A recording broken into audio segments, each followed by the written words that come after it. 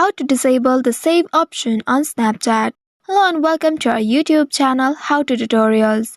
In today's video, I'm going to show you how you can disable the save option on Snapchat. Snapchat doesn't provide a feature to exactly disable the save option. However, you can try these steps to disable the save option on Snapchat. First of all, you will need to open your Snapchat application on your mobile device and make sure you are logged into your account.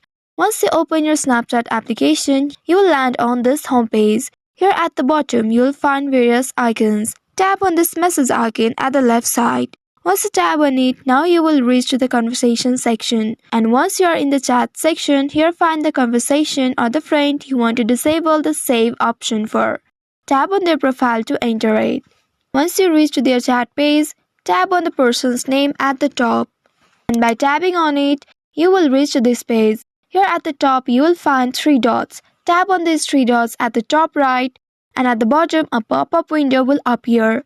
You will see the option Chat Settings. Tap on this chat setting, and once you tap on it, you will find a setting called Keep Snaps in Chat. Make sure the button that is located at the right side is toggled off.